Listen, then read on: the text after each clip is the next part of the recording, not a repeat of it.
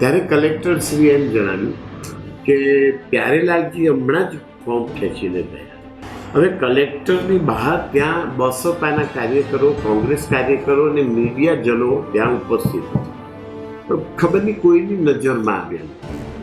એટલે કલેક્ટર કચેરીની છતની ઉપર આસમાનમાંથી આવ્યા. છત ખુલી, છત પાછી બંધ થઈ ગઈ. તેઓ નીચેથી ખબર નહીં કલેક્ટરશ્રી સમક્ષ ક્યારે સહી કરીને ઉપર છતમાંથી ઉપર જતા રહ્યા.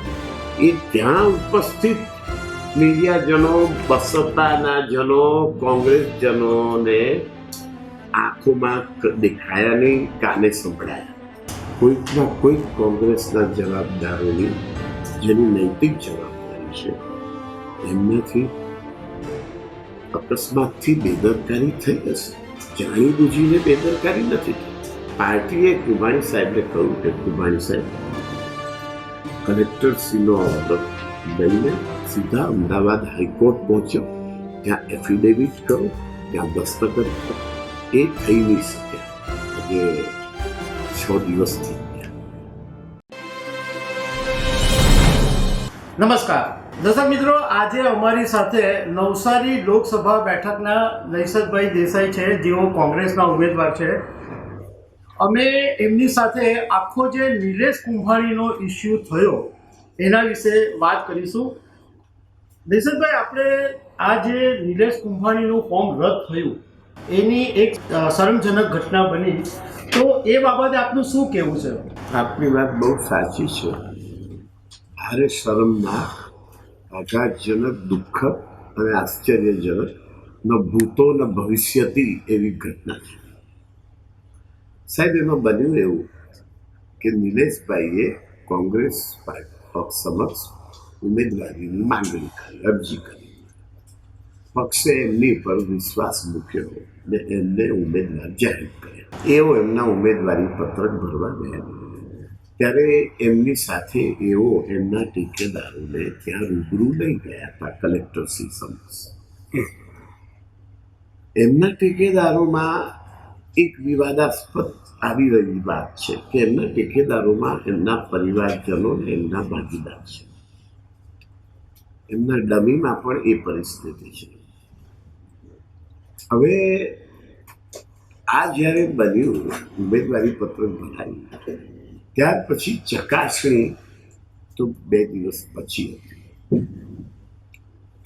18 ઉમેદવારી ભરાયું, 20 તારીખે ચકાસણી દરમિયાન કલેક્ટરશ્રીએ ટેકેદારોની એફિડેવિટ રજૂ કરી કે ભાઈ આ એફિડેવિટ છે કે ટેકેદારોની આમાં તમારા ફોર્મમાં સહી નથી. તો કલેક્ટરે કહ્યું કે આપ ટેકેદારોને ઉપસ્થિત કરો. એટલે કલેક્ટરે સમય આપ્યો કે આપ આવતીકાલે સવારે 9 વાગ્યા સુધી ટેકેદારોને રજૂ કરો. સવારે 9 વાગે હુકમ કરવાનું એમણે જણાવ્યું. પછી સાહેબ ટેકેદારો તો ઉપસ્થિત થઈ શક્યા નહીં. બહુ શોધખોળ કરી નિલેશભાઈએ, પણ એ ટેકેદારો તો બધા ભાગી ગયા. એમને કોણે ભગાડ્યા એ ખબર નથી, પણ એ પલાયન થઈ ગયા. કલેક્ટરશ્રીએ પણ ટેકેદારોને રજૂ ન કર્યા, માત્ર એફિડેવિટ રજૂ કરી. ઉલટ તપાસની અને પ્રત્યક્ષ હાજરીનું કલેક્ટરશ્રીએ એ બાબતને ગૌણ ગણીને બાજુ પર મૂકી દીધી. માત્ર એફિડેવિટ એક પક્ષીય વન સાઇડ એફિડેવિટ જણાવીને કલેક્ટરશ્રીએ ફોર્મ નિલેશભાઈનું રદ કરવાનો હુકમ કર્યો. એ હુકમ એમણે સવારે 9 વાગે આપવાનું કહ્યું હતું, પણ એમણે આપ્યો એ બપોરે 2:30 વાગે, જેથી હાઈકોર્ટમાં અમે જઈ ન શક્યા. ત્યાર પછી નિલેશભાઈને પાર્ટીએ આદેશ કર્યો કે આપ હાઈકોર્ટ જઈને એફિડેવિટ કરો ને આ કલેક્ટરશ્રીના પ્રોસેસને ચેલેન્જ કરો ને રદ કરાવો. આ એક પાર્ટ થયો. બીજો પાર્ટ એ બન્યો કે જેવું એમનું ઉમેદવારી પત્રક કલેક્ટરે રદ કર્યું, ત્યાર પછી બાકીના જે 8 ઉમેદવારો હતા અન્ય પક્ષના કે અન્ય અપક્ષ, એ બધા ઉમેદવારો સુરતના તમામ વર્તમાનપત્રોમાં પ્રસિદ્ધ સમાચાર છે કે ઉમેદવારો મેરેડિયન હોટલમાં વિડ્રોવલ આપ્યું બેસીને રાત્રે 10 વાગ્યા સુધી વિડ્રોવલ આપ્યું. ત્યાર પછી એક બસપાના પ્યારેલાલે વિડ્રોવલ આપ્યું નહીં. બસપાના બે મારી પાસે આવ્યા, બે પદાધિકારી, સુરેશ સોનવણે સાહેબ ને અશ્વિન નાયક સાહેબ. એમણે કહ્યું કે મારો ઉમેદવાર સલામત છે, વિડ્રોવલ નથી આપતો. મેં એમને વિનંતી કરી કે આ પ્યારેલાલજીને ગુજરાત બોર્ડરની બહાર મોકલી દો, નહીં તો પોલીસ દબાણ કરશે. બન્યું એવું કે પ્યારેલાલજી ગુજરાત બોર્ડરની બહાર ન જઈ શક્યા. બરોડાથી ઇન્દોરની વચ્ચે એમને ત્યાંથી ક્રાઇમ બ્રાન્ચ છે, એમને જગ્યા શોધીને પ્યાર મોહબ્બતથી એમની સાથે વ્યવહાર કર્યો અને એમના રિશ્તેદાર અને એમના પરિવારજનો કહો કે મિત્રો કહો, એમની ઉપર અહીંયા એવું દબાણ થયું કે એ દબાણમાં ત્યાં એમનું પ્યારેલાલજીને મેરેડિયનમાં આપણે વિડ્રોવલના અંતિમ સમય 3 વાગ્યા પહેલાં બપોરે 2 વાગે લાવવા. બપોરે 2-2:30 વાગે એમને લાવ્યા ત્યારે એમની ત્યાં ખબર નહીં પછી શું વિધિ થઈ. કલેક્ટરશ્રી ક્યાં ગયા, પ્યારેલાલજી ક્યાં ગયા, એ માહિતી અમને કલેક્ટરશ્રીએ આપી. કલેક્ટરશ્રીએ 3 વાગે જ્યારે વિજેતા જાહેર કર્યા બિનહરીફ ભાજપના ઉમેદવારને, ત્યારે કલેક્ટરશ્રીએ એમ જણાવ્યું કે પ્યારેલાલજી હમણાં જ ફોર્મ ખેંચીને ગયા. હવે કલેક્ટરની બહાર ત્યાં બસપાના કાર્યકરો, કોંગ્રેસ કાર્યકરો અને મીડિયાજનો ત્યાં ઉપસ્થિત હતા. ખબર નહીં કોઈની નજરમાં આવ્યા નહીં. એટલે કલેક્ટર કચેરીની છતની ઉપર આસમાનમાંથી આવ્યા, છત ખુલી, છત પાછી બંધ થઈ ગઈ. એવો નીચેથી ખબર નહીં કલેક્ટરશ્રી સમક્ષ ક્યારે સહી કરીને ઉપર છતમાંથી ઉપર જતા રહ્યા. એ ત્યાં ઉપસ્થિત મીડિયાજનો, બસપાના જનો, કોંગ્રેસ જનોને આંખોમાં દેખાયા નહીં, કાને સંભળાયા. આ જે બન્યું ને એને કારણે 18 લાખ મતદારોના અધિકારની જે હત્યા થઈ, એ કહેવાતા વિશ્વગુરુના જે અંધભક્તો, જે કહેવાતા વિશ્વગુરુને જિનપિંગ, પુતિન અને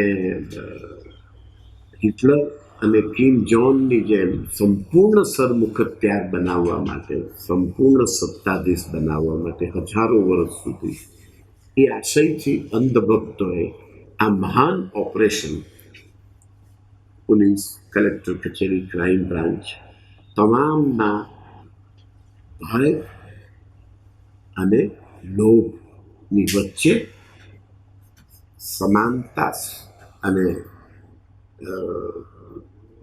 એવું કંઈક બેલેન્સ કર્યું એમણે.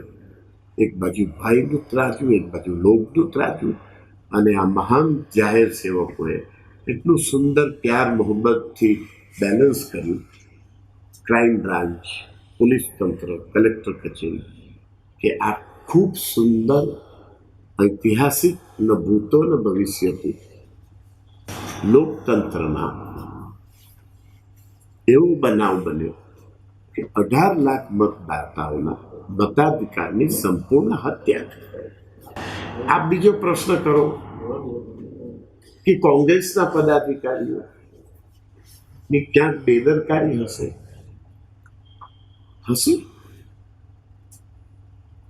કોઈકના કોઈક કોંગ્રેસના જવાબદારોની, જેની નૈતિક જવાબદારી છે, એમનાથી અકસ્માતથી બેદરકારી થઈ હશે. જાણી બૂજીને બેદરકારી નથી થઈ, પરંતુ કુભાણી સાહેબે જાણી બૂજીને છેતરપિંડી, વિશ્વાસઘાત કોંગ્રેસ પાર્ટી સાથે કર્યો. એ સાબિત થાય છે. કેમ? કારણ કે આપણે 19-20 તારીખના બનાવને ભૂલી જઈએ, પણ અમે જ્યારે પાર્ટીએ કુંભાણી સાહેબને કહ્યું કે કુંભાણી સાહેબ કલેક્ટરશ્રીનો ઓર્ડર લઈને સીધા અમદાવાદ હાઈકોર્ટ પહોંચ્યો, ત્યાં એફિડેવિટ કરો, ત્યાં દસ્તખત કરો, એ થઈ નહીં શક્યા. આજે 6 દિવસ થઈ ગયા. એનાથી એવું લાગે છે કે કદાચ કુંભાણી સાહેબે પક્ષ સાથે છેતરપિંડી કરી કે કેમ એ નામદાર કોર્ટ ભવિષ્યમાં નક્કી કરશે. દશરથભાઈ, નિલેશ કુંભાણી પર ઘણા બધા આરોપો લાગ્યા છે. સોશિયલ મીડિયામાં, અખબારોમાં પણ એવું લખવામાં આવ્યું કે પૈસાનો ખેલ થયો છે. તો કોંગ્રેસનું શું માનવું છે આ બાબતમાં કે પૈસાનો ખેલ થયો છે? સાહેબ, ભય અને લોભ, અત્યારે તો આપણને આટલી ખબર છે વર્તમાન પત્રો વાંચ્યા પછી કે ભય અને લોભની વચ્ચે અંધભક્તો જે કરવા નીકળ્યા હતા એમાં અમારી પાસે એ પુરાવા નથી. કેટલાક લોકો આરોપ લગાવે છે કે કુંભાણી સાહેબ માટે, પણ અત્યારે અમારી પાસે પુરાવા નથી.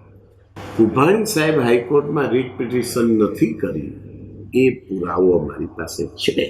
એટલે શંકા લોકોને જાય, પણ કુંભાણી સાહેબ પિટિશન ન કરશે તો સમય મર્યાદા પછી કુંભાણી સાહેબની સામે કોંગ્રેસ પાર્ટીએ છેતરપિંડી અને ચીટી અને વિશ્વાસઘાતની પ્રોસિડિંગ કર્યા વગર કાયદાના હિતમાં બીજો કોઈ રસ્તો નથી.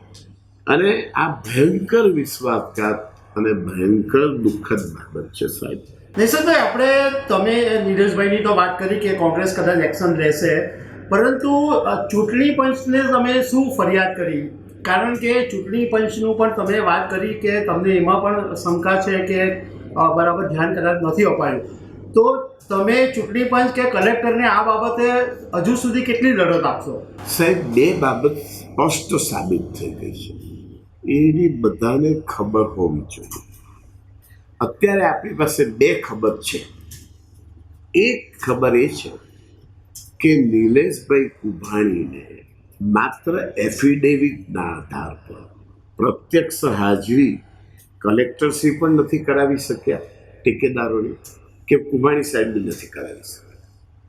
તો પ્રત્યક્ષ હાજરી વિના માત્ર એફિડેવિટના આધારે કલેક્ટરશ્રીએ જે ઉમેદવારી પત્રક રદ કર્યું છે પોતાની સત્તાનું, એમાં ક્યાંક કાયદાકીય ઉલટ તપાસ કાયદાકીય જે વસ્તુ 18મી એ ન થઈ તે 20મીએ કેમ થઈ, તેની અંતિમ સમયે કેમ થઈ, એ વસ્તુ શંકાસ્પદ છે.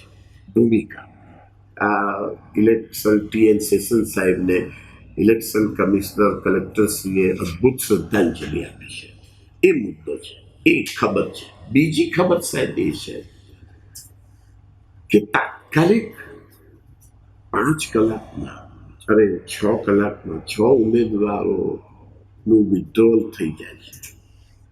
અને બસપાના પ્યારેલાલજીનું વિડ્રોલ અંતિમ સમયે 3 વાગ્યાના ટાઈમે આસમાનમાંથી કેવી રીતે થાય છે ને પ્યારેલાલજી કેવી રીતે આસમાનમાંથી ઉપસ્થિત થયા અને કેવી રીતે આસમાનમાં વિલીન થઈ ગયા, એ દેખાતી એ ખબર જણાતી નથી. તો આ બે બનાવોને કારણે જે 18 લાખ મતદાતાના મતાધિકાર ઉપર જે સરમુખત્યા નામદબક્તે જે પ્રહાર કર્યો છે, એ ખબર આપણે ક્યાં મૂકીશું? એવું લાગે છે કે દક્ષિણ ગુજરાતની જે બીજી સીટો છે એની પર કોઈ અસર પડી શકે? બે અસર પડી શકે. બે વિભાગ અલગ છે.